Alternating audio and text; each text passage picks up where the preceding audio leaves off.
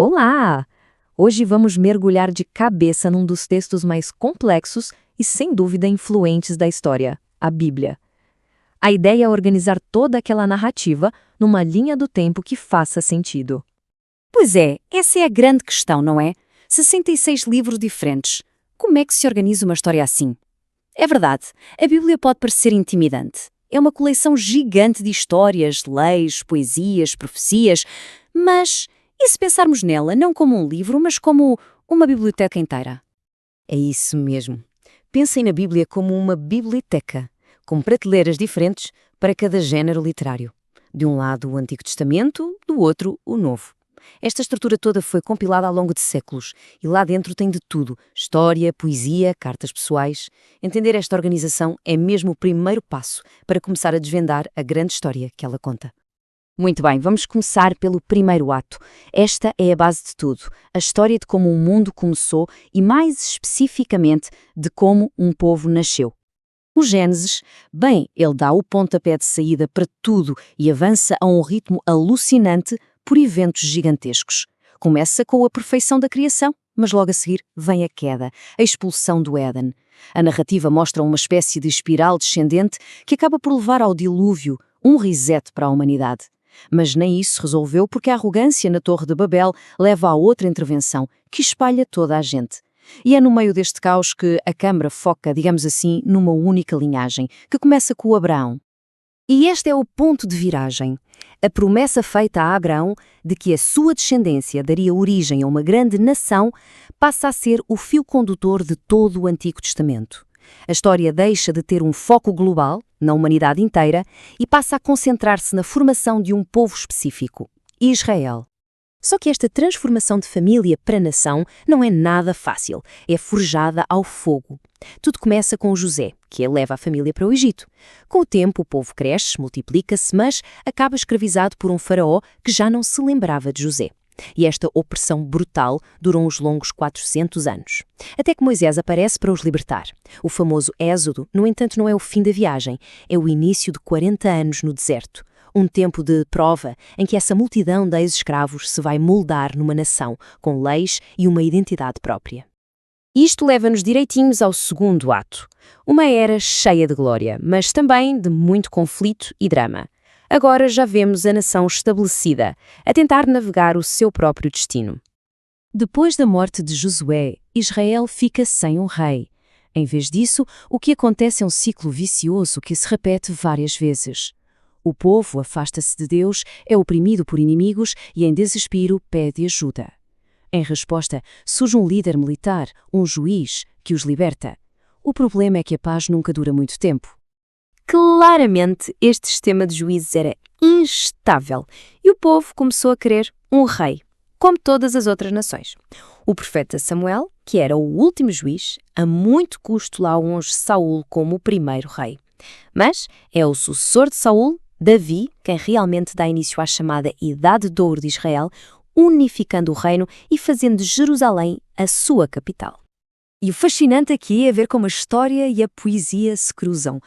A era de Davi não foi só um tempo de poder militar, foi também de uma enorme produção cultural e religiosa. O livro dos Salmos, que está lá na prateleira da poesia da nossa biblioteca, está diretamente ligado a este período. Muitos dos salmos são, aliás, atribuídos ao próprio rei Davi. Mas a Idade de Ouro não durou para sempre. Depois do reinado de Salomão, o filho de Davi, famoso pela sua sabedoria e pela construção do templo, as tensões internas explodiram numa guerra civil. O resultado? O reino parte-se em dois, criando dois reinos rivais, Israel a norte e Judá a sul. E esta divisão, infelizmente, marca o início de um declínio longo e trágico. Os dois reinos ignoram os avisos constantes dos profetas e mergulham na idolatria. E o julgamento que foi anunciado acaba por chegar. Primeiro, o Reino do Norte, Israel, é completamente varrido do mapa pela Assíria. Anos mais tarde, é a vez do Reino do Sul, Judá. É conquistado pela Babilônia, o templo é destruído e a elite do povo é levada para o exílio. Este evento, o cativeiro babilônico, é um dos pontos mais baixos de toda a sua história. E é depois de tudo isto que chegamos ao terceiro e último ato que vai reformular toda a história. Depois de séculos de reis, profetas e exílio, aparece uma figura que se torna o ponto fulcral de toda esta biblioteca bíblica. A segunda grande parte da Bíblia, o Novo Testamento, arranca com 4 relatos da vida de Jesus de Nazaré. Nós conhecemos-los como os Evangelhos, mas atenção, não são biografias no sentido moderno. São retratos, cada um pintado com um propósito específico e uma perspectiva única sobre quem era Jesus. E é fascinante ver como estes relatos se complementam. Por um lado, temos Mateus, Marcos e Lucas. Eles são tão parecidos na estrutura que são chamados de sinóticos, porque parecem ver a história com os mesmos olhos. Focam-se muito nas parábolas, nos milagres. Por outro lado, temos o Evangelho de João, que é outra coisa. É completamente diferente. Ele deixa de fora muitas daquelas histórias e, em vez disso, apresenta longos discursos em que Jesus fala abertamente da sua identidade divina com as famosas declarações "Eu sou". É algo que nos outros evangelhos aparece de forma mais gradual. Cada um deles foi escrito a pensar num público diferente e com objetivos muito claros. Esta transição é, na verdade, a grande dobradiça de toda a narrativa bíblica. Os evangelhos não são só mais uma prateleira na biblioteca. Eles são apresentados como cumprimento e até a reinterpretação de tudo o que foi contado no Antigo Testamento. E a história não acaba com a vida de Jesus. O livro de Atos dos Apóstolos conta o que aconteceu a seguir, o nascimento da Igreja e como a mensagem sobre Jesus se espalhou por todo o Império Romano. E a maior parte do que resta do Novo Testamento são cartas, as chamadas epístolas, escritas por líderes como o apóstolo Paulo, para guiar e ensinar essas novas comunidades que iam surgindo. E assim chegamos ao epílogo. O último livro da Bíblia, o Apocalipse, que fecha esta imensa narrativa de uma forma bem épica e muito, muito simbólica.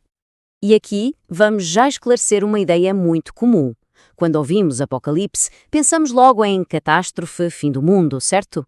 Mas a palavra grega original, apocalipsis, não significa nada disso. Significa revelação ou desvendar. O objetivo do livro não é só assustar, é revelar uma verdade escondida. Este livro está cheio de imagens simbólicas que, na verdade, fazem eco de toda a Bíblia. O cordeiro, por exemplo, é uma imagem que vem lá de trás, do Êxodo, e aqui representa Jesus vitorioso através do seu sacrifício. A besta, por outro lado, simboliza os grandes impérios opressores que se opõem a Deus, como a Babilônia ou Roma. E a Nova Jerusalém não é só uma cidade literal, é um símbolo do Jardim do Éden, finalmente restaurado, um estado de comunhão perfeita. E esta passagem resume de forma brilhante a mensagem central. Apesar de todas as imagens de julgamento e de caos, a mensagem final do Apocalipse, e talvez da Bíblia inteira, é uma mensagem de esperança. É a promessa de uma resolução final, onde o sofrimento e a morte acabam e tudo é finalmente restaurado. Portanto, quando olhamos para esta linha do tempo gigantesca, desde a criação no Gênesis até à nova criação no Apocalipse, a questão final que fica é esta. No fundo, esta é uma história sobre a ruína da humanidade ou é uma história sobre a sua redenção? A resposta, se calhar, depende da forma como cada um decide ler esta complexa e intemporal biblioteca de livros.